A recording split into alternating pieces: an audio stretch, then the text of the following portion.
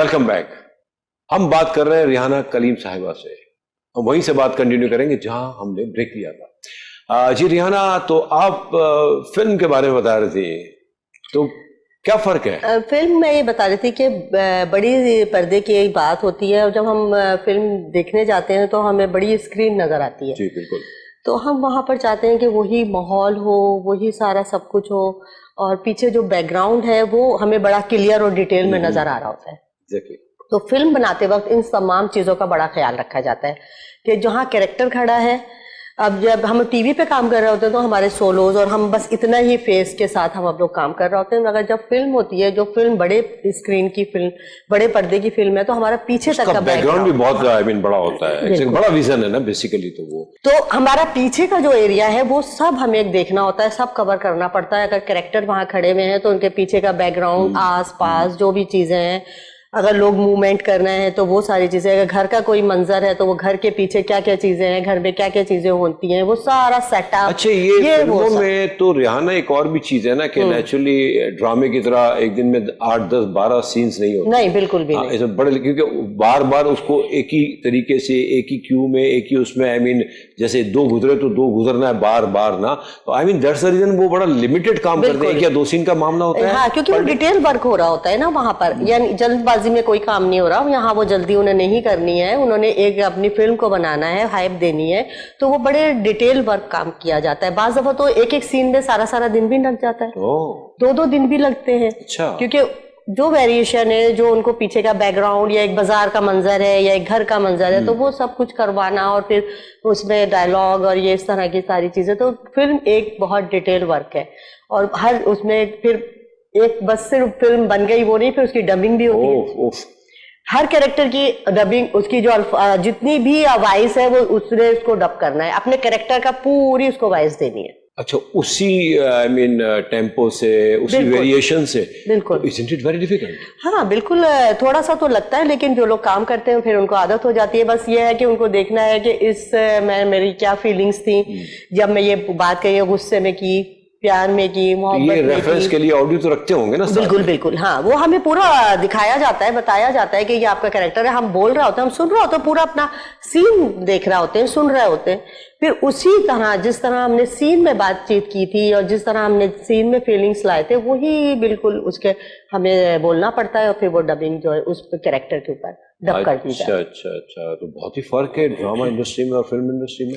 सिर्फ डबिंग के हिसाब से अगर देखा जाए तो डबिंग इसकी वैसे भी अगर देखा जाए, आपने कहा कि एक दिन में 1 या 2 सीन, हमारे ड्रामों में तो कम से कम मैं समझता हूँ कि मिनिमम 10 सीन तो होते हैं, क्योंकि अदरवाइज बजट में बड़ा इशू आ जाता है। सही। और फिर एक लिमिटेड टाइम होता है कि इसमें ड्रामा बनाना भी है, ऑन एयर भी जाएगा, खत्म भी करना है। फिल्म की कोई लिमिट नहीं है, जब फिल्म पूरी बन जाएगी जब ही वो ऑन एयर होगी।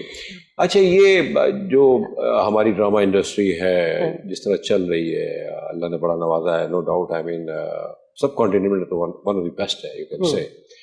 लेकिन कुछ चीजें ऐसी सुनने में आती हैं, देखने में आती हैं, फेवरेटिज्म है, लॉबीज हैं, तो इसके बारे में आप क्या कहती हैं? देखिए, नए लोग आने चाहिए, मैं इसके खिलाफ नहीं हूँ। जब नई जनरेशन आएगी, जाहिर बात है वो आएगी, अपना टैलेंट दिखाएगी, तो लामुहाला उनके लिए भी जगह बनेगी। और हमारा मीडिया इतना बड़ा है कि हमें हर वक्त हर नए नए चेहरों की, नए नए लोगों की जरूरत होती है। मगर ये जरूरी नहीं है कि अगर नए लोग आ गए हैं या कोई आपके पसंदीदा आर्टिस्ट आ गए हैं तो आप पुराने आर्टिस्टों को एक तरफ कर दें या उनको मौका ना दें या उनके टैलेंट्स का फायदा ना उठाएं। ऐसा बिल्कुल भी नहीं होना चाहिए, जो आजकल बहुत देखने में आ रहा है। तो ऐसा नहीं होना चाहिए। अगर जो लोग 12, 15, 20 साल से काम कर रहे हैं तो वो भी आप ही के ही अंदर से आए हैं, इन्होंने अपने टैलेंट की बुनियाद पे इतने सालों से काम कर रहे हैं और इंडस्ट्री में टिके हुए हैं। तो उनको भी मौका मिलना चाहिए। नए आने के या लोगों के अपने आने की वजह से उनका मुकाम, उनका वो खत्म नहीं होना चाहिए। तो रिहाना बिल्कुल मिलना चाहिए। देखिए ना, 20-22 साल, 10-15 साल, देखिए कुछ भी है, आई मीन गाते गाते बंदा गवैया बनी जाता है। और आपने बड़ी अच्छी बात की कि उन्हीं लोगों में से ये लोग आते हैं। बिल्कुल, उन्हीं लोगों में से कुछ लोग उन्हें मौका देते हैं शुरू में, जो at the end of the day वो 10-15 साल कर चुके होते हैं। अब 10-15 साल के बाद अगर उनको मौका ना दिया जाए, इग्नोर किया जाए, तो फिर तो आप उनके साथ बहुत बड़ी ज्यादती कर रहे हैं। अब बास आर्टिस्टों को मैं जानती हूँ कि टैलेंट उनमें बहुत है और माशाल्लाह बहुत अच्छे आर्टिस्ट हैं, मगर वही वाली बात है कि उनको मौका नहीं दिया जाता।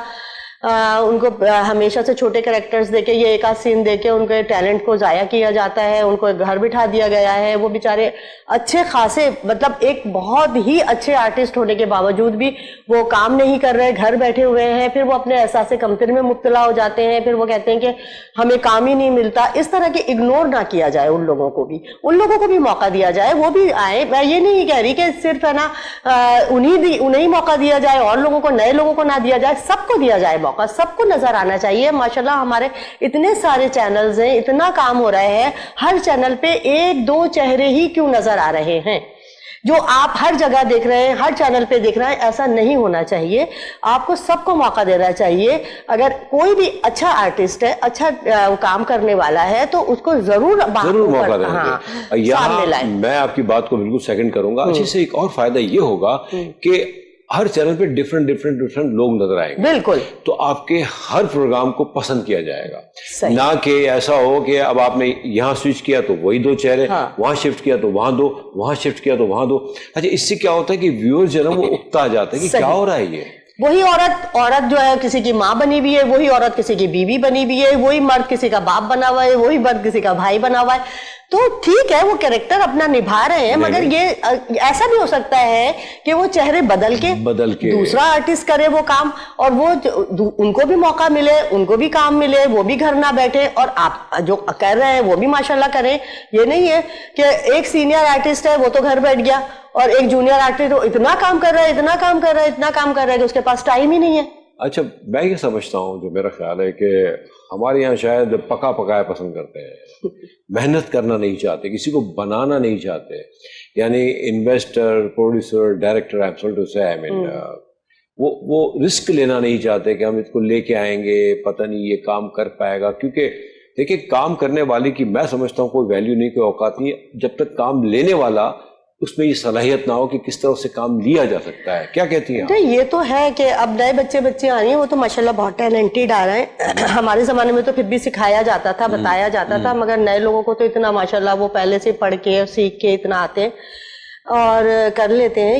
ये खैर इतना मुश्किल काम नहीं है कि मतलब ये कि मैं ये नहीं कहूंगी कि टैलेंट नहीं है नए लोगों में या उन्हें सिखाना बहुत जरूरी है।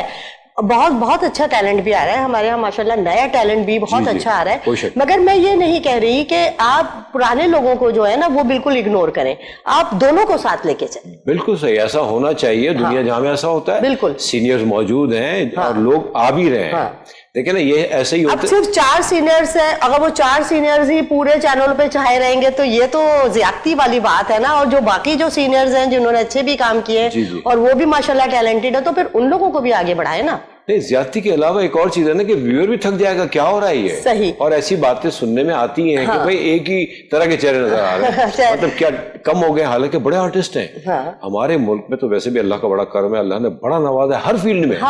और ड्रामा इंडस्ट्री तो हमारी क्या बात है, बस वही बड़ा छोटा सब कुछ हम खुद ही बनाने वाले हैं कि ये बड़ा आर्टिस्ट हो गया तो ये A ग्रेड हो गया, तो ये B ग्रेड हो गया, तो ये C ग्रेड हो गया। यह हमारे अपने अंदर की हमारी अपनी सोच है। मैं कहती हूँ आर्टिस्ट है, उसके अंदर अगर टैलेंट है तो ना वो A है, ना वो B है, ना वो C है, वो आर्टिस्ट है। Very good. और अगर काम करवाना चाहें तो उससे कोई भी काम करवा सकते हैं, कोई भी काम ले सकते हैं। सही। क्योंकि आर्टिस्ट वही है जो सारे कैरेक्टर करे, बिल्कुल, ना कि वो लिमिटेड कैरेक्टर्स करे। वो उसके लिए भी नुकसानदेह और हमारी इंडस्ट्री के लिए भी नुकसानदेह है। खैर चले, ये तो बातें रहती हैं। अल्लाह ताला आबाद रखे हमारे इस प्यारे मुल्क को, हमारे ड्रामा इंडस्ट्री को, फिल्म इंडस्ट्री को। अब तो खैर फिल्मों की तरफ भी बहुत बेहतरी आने लगी है, काफ़ी टैलेंट की तो आपने बड़ी अच्छी बात की, बड़ा टैलेंट आ रहा है। फिल्में भी हमारी काफ़ी बेहतर से बेहतर हो रही हैं। आप क्या समझती हैं कि क्या हम इंटरनेशनल लेवल की फिल्में बना रहे हैं अभी, या अभी भी हम वहीं खड़े हैं? पाकिस्तान में तो खैर अभी बहुत टाइम है इंटरनेशनल तक पहुंचने में, क्योंकि उनकी इंडस्ट्री कहाँ, और वो फिर वही वाली बात हो गई कि हमारा तो कोई इसका मुकाबला ही नहीं है। मगर कोशिश जरूर है, कोशिश करेंगे तो इंशाल्लाह हम जरूर उनसे बेहतर करेंगे और जरूर उनसे आगे बढ़ेंगे। मगर यह है कि फिर भी इतने थोड़े अरसे में ये अगर ये वबा ना आती और हमने अपना जो स्टार्ट लिया था और जिस तरीके से रिवाइवल रिवाइवल हुआ था और जिस तरह हमारी अब फिल्में बन रही थी, पहले की तो बात नहीं करूंगी मैं, तो ये अब जो फिल्में बनने लगी थी तो इंशाल्लाह हम थोड़ा सा कोशिश कर रहे थे कि हम अपनी इंडस्ट्री को बढ़ावा दें, हम आगे बढ़े, हम फिल्म की तरफ जाएं और लोग पसंद भी कर रहे थे, देख भी रहे थे। लोग जो घरों में बैठे रहे थे वो सिनेमा हॉल आ रहे थे, सिनेमा में अपनी टिकट्स खरीद के फिल्म देख रहे थे और कुछ ऐसी फिल्में भी थी जहां ब्लैक में टिकट बिके। कोई शक नहीं, बहुत बेहतरी आई। अच्छा, एक्चुअली दरअसल और एक रिहाना प्रॉब्लम हमारी यहाँ ये है कि हमारी जो मार्केट है बड़ी लिमिटेड है। जी बिल्कुल। हमारी इंटरनेशनल मार्केट तो अभी फिलहाल है ही नहीं, ना होने के बराबर है। डोमेस्टिक भी बहुत हमारी लिमिटेड है। कुछ ही शहर है, कराची, लाहौर, पेशावर ले लें आप, कोयटा ले लें। अदर देन दैट मैं समझता हूँ कि इनफ है। है ही नहीं ना, देखने वाले ही नहीं है, दूसरा रिस्क भी नहीं लेते लोग। और फिर ये जो थोड़ा सा इशू आया है तो इसने तो सबको खैर सबको बिठा दिया। But I agree with you, और कोई शक नहीं, बड़ी अच्छी बात की आपने कि फिल्में बन रही है, बेहतरी की तरफ हैं। और अगर ये इशू ना होता तो हमारा स्टैंडर्ड बहुत अच्छा हो चुका होता। सही। और जाते हैं लोग, बाकी पैसा खर्च करके जाते हैं, मतलब ये, वरना हमारी आदतें खराब हो गई थी। हम फ्री में केबल पे देख के जो है ना बड़ा इसको एंजॉय कर रहे थे, विच इज नॉट फेयर। मैं समझता हूँ, क्या ख्याल आपका? केबल पे देखना बेहतर है या सिनेमा में जाके? मैं कहती हूँ कि हर चीज का एक टाइम है, एक जगह है।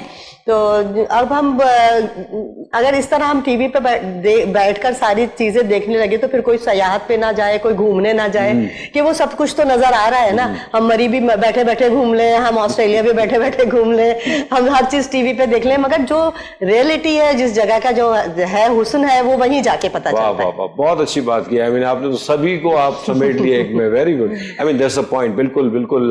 सिनेमा में जाके देखने की बात कुछ और है, घर में छोटे स्क्रीन पे या 50 की भी स्क्रीन पे देखने का मतलब जो एक माहौल होता है बेसिकली। आप घर में बैठ के कोमरी को देख सकते हैं आप, और हमारी जितनी जो घूमने फिरने की जगह, लेकिन वहां जाके जो आप घूमते हैं और उसका जो जायका होता है, जो लुत्फ होता है, वो घर बैठे कहाँ से आएगा? सही बात है।